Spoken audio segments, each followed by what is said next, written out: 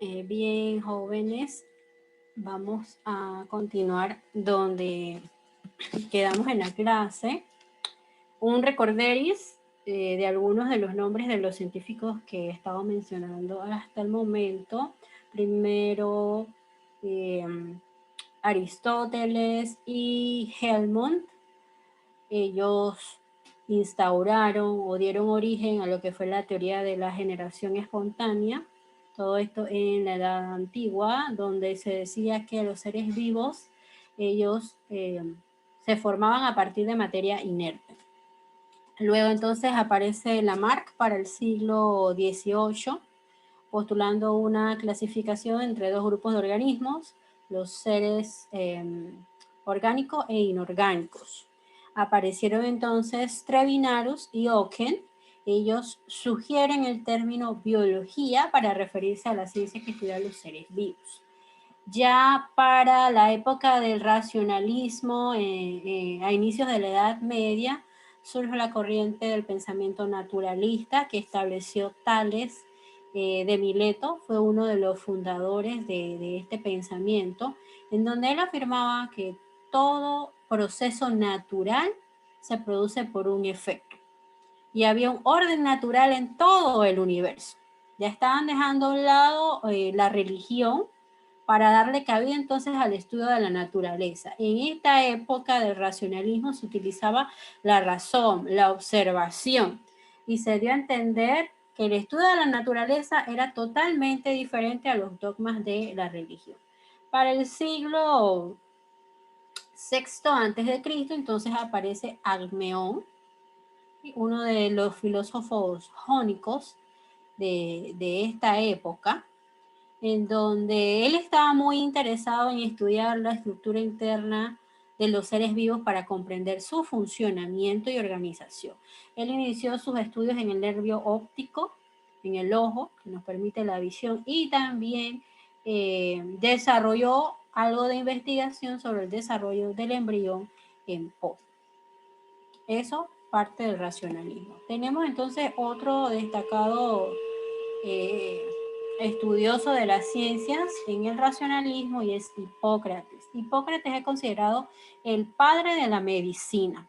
Él era uno de los mejores médicos de su época. Entonces, él afirmaba que un médico tenía que observar atentamente al enfermo porque todavía había esa concepción de lo religioso, de lo místico, de los milagros. Aunque fuesen médicos, creían mucho en la parte teológica y divina. Pero él decía todo lo contrario, que había que observar para poder entonces hallar la cura a la enfermedad.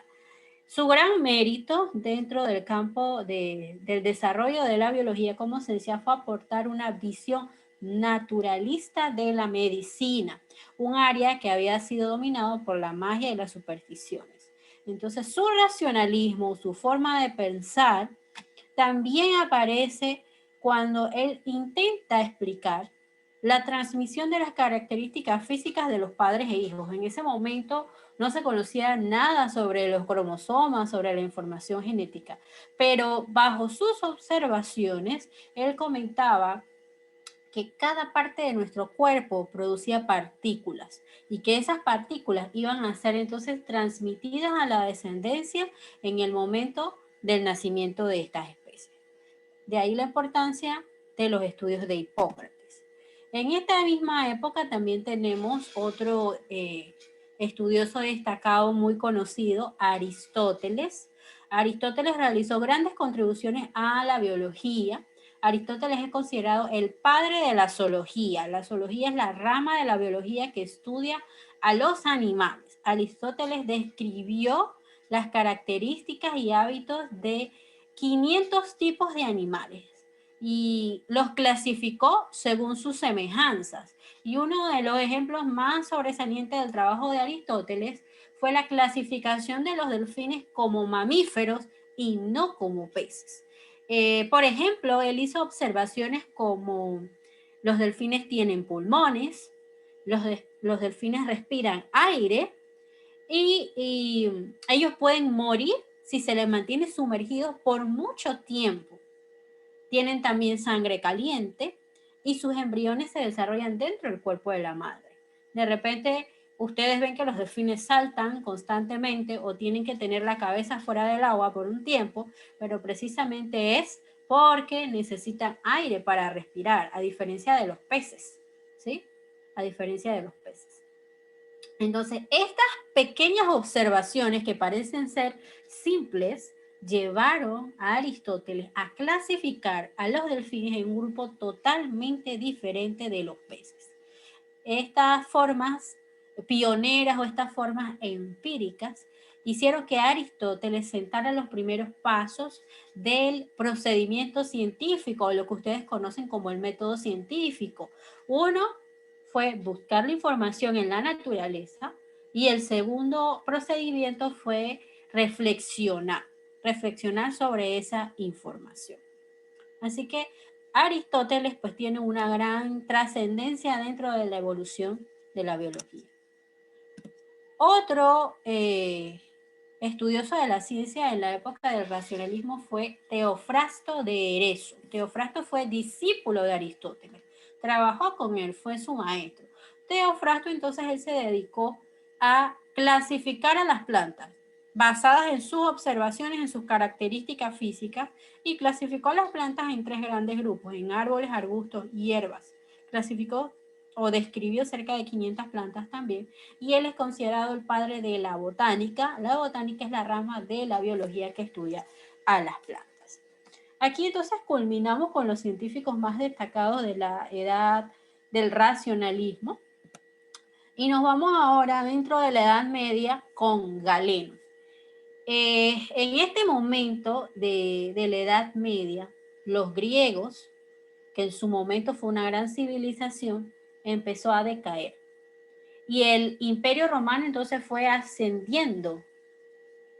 Hubo una gran decadencia del estudio de la biología y de los seres vivos en esta época, porque el Imperio Romano tenía muy arraigadas su cultura religiosa, sus dogmas, y ellos no concebían una explicación natural a los fenómenos sin la presencia de algo divino.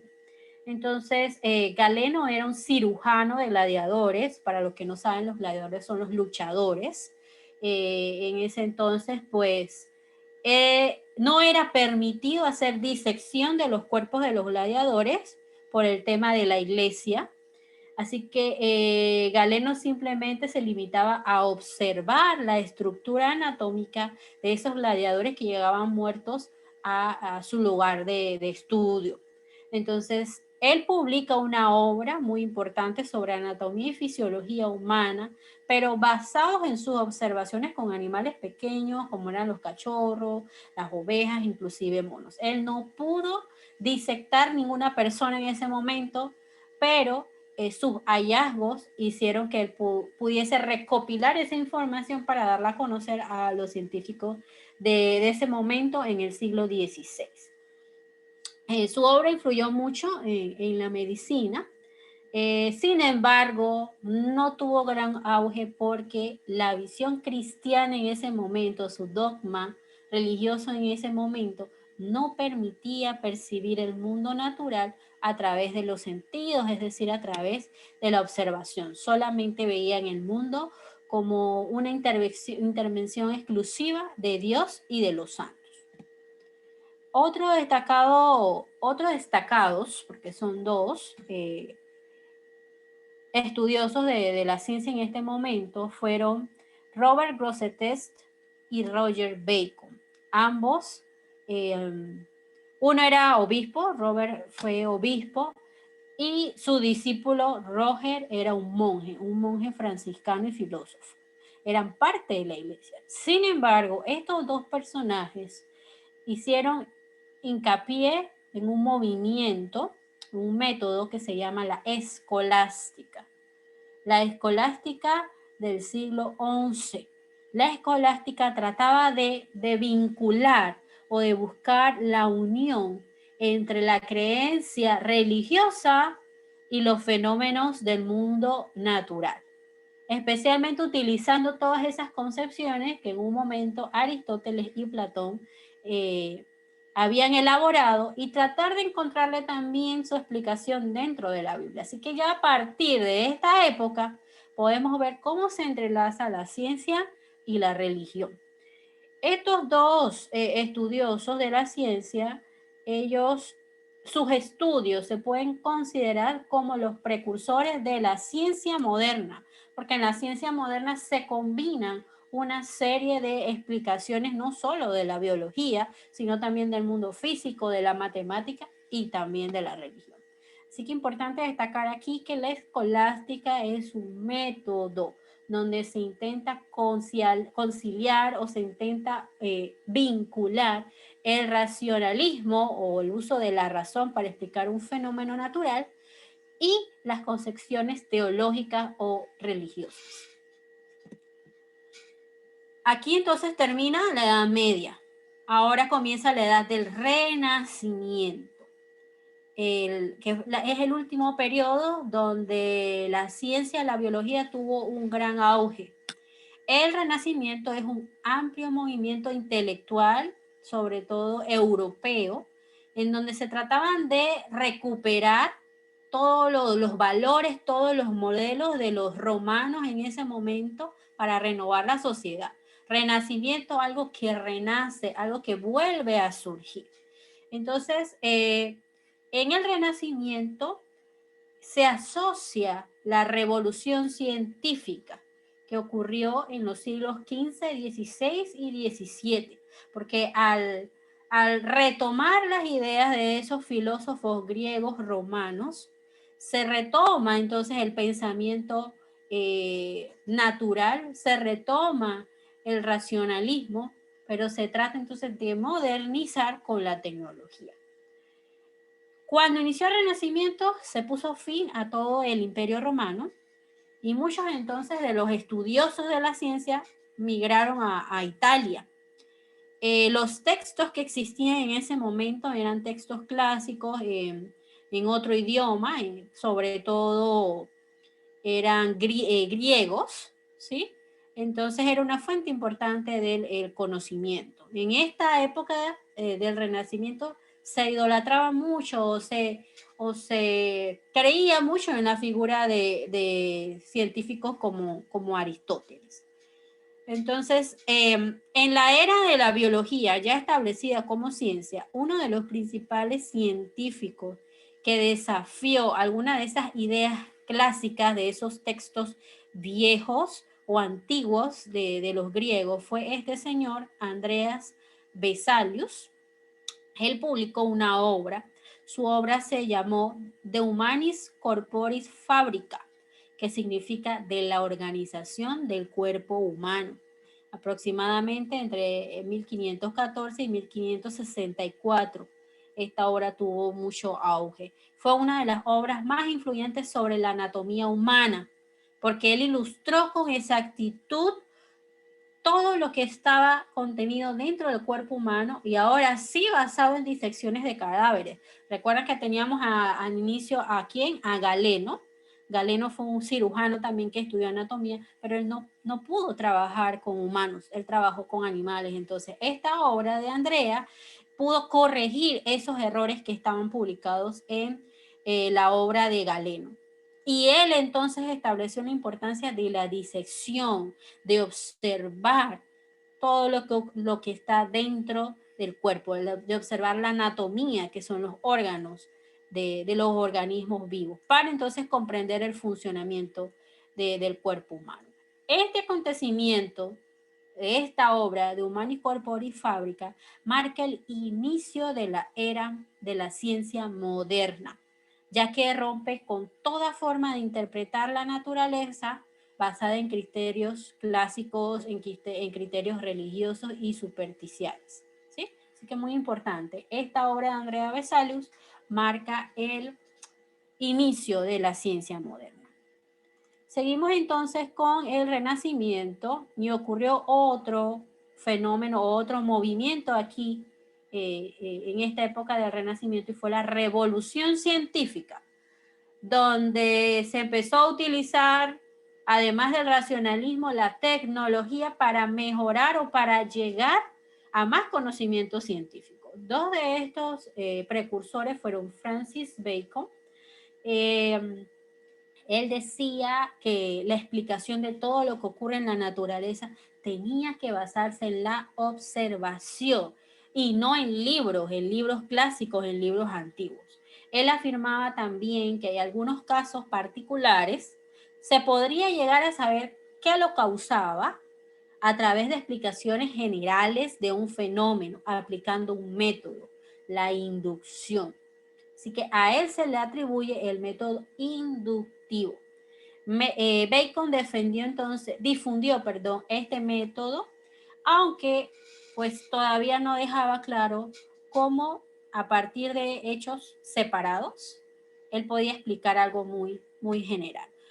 Sus investigaciones lo reconocen entonces como el fundador de la filosofía de la ciencia o del pensamiento de un científico, gracias a Bacon.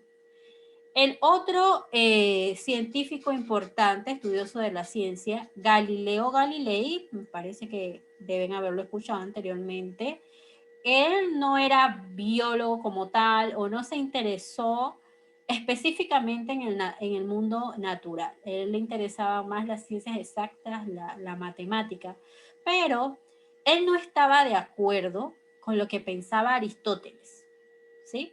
De que todo podría ocurrir de materia inanimada o al azar o por cuestiones divinas, ¿sí? Él afirmaba que los fenómenos naturales tenían que ser comprendidos a partir de observaciones y, muy importante, de la experimentación. Con Galileo Galilei comienzan a aparecer los experimentos dentro de las ciencias para comprobar si lo que nosotros pensamos es correcto o no. Entonces, a partir de sus ideas, de las ideas de Galileo, se establece la idea de comprobar hipótesis. Yo creo que ustedes han escuchado mencionar ese nombre en el método científico. Gracias a Galileo se establece las ideas para comprobar hipótesis que anteriormente habían sugerido Bacon también, pero que entonces Galileo las expuso considerándolo como parte de una ciencia experimental. Por eso, Galileo es considerado padre de esta ciencia y de la física moderna, porque él tenía que comprobar matemáticamente o en hechos reales que lo que estábamos pensando era cierto.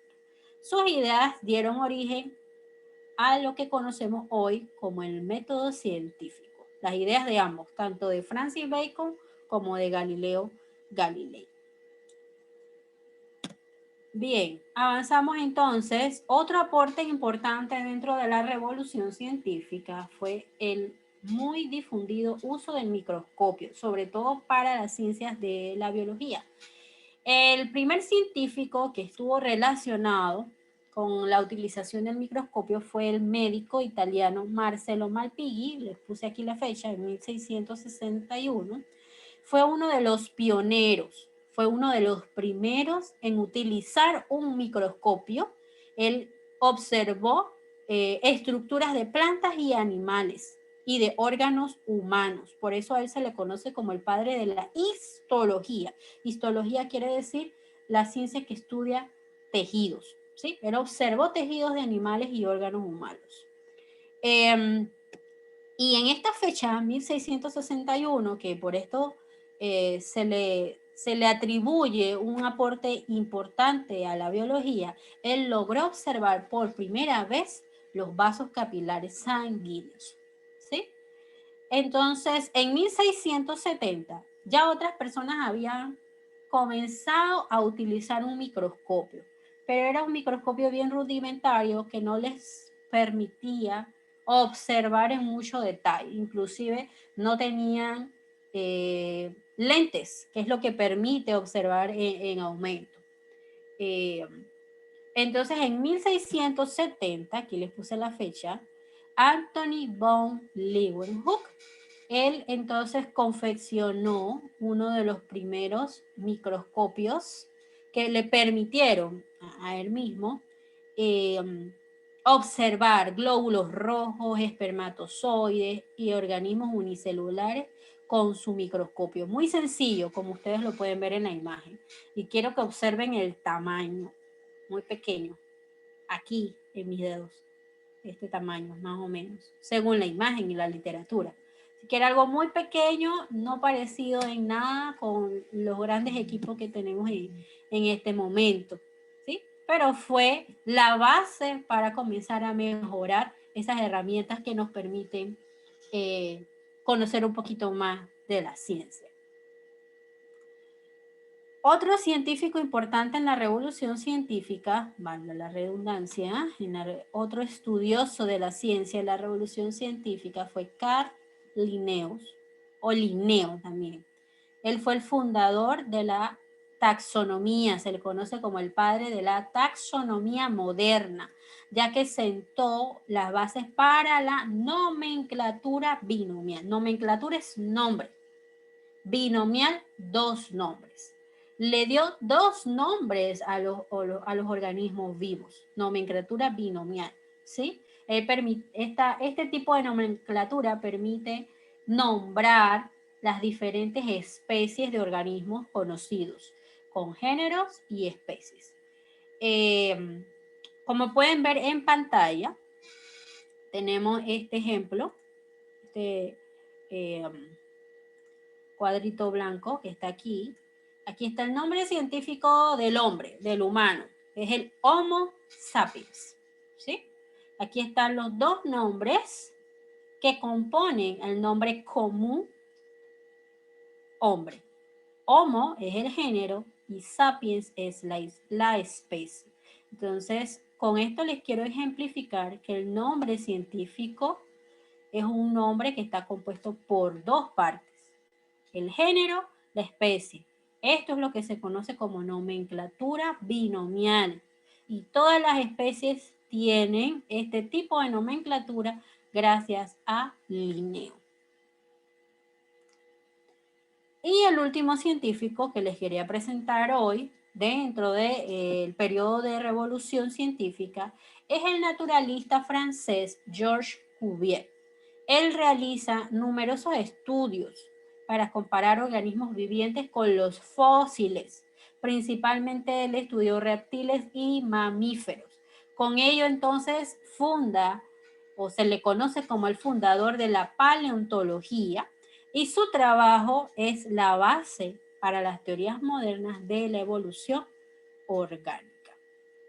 Aquí, hasta aquí más o menos es el resumen de los científicos más importantes o los estudiosos de la ciencia más importantes en los tres periodos de la historia de la biología. Vimos la edad antigua, la edad media con el Renacimiento, y tenemos ahora entonces la Edad Media con la escolástica, y ahora el Renacimiento con la Revolución Científica. Entonces usted debe resumir esta información en una línea del tiempo donde va a graficar todos los científicos, ordenarlos por fecha desde el descubrimiento más antiguo hasta el más reciente, y deben entonces investigar un científico o un estudioso de la ciencia del siglo XIX. ¿Y cuál fue ese aporte para consolidar la historia de la biología? Bien, entonces con esto terminamos y espero les sea de utilidad este tema. Nos vemos.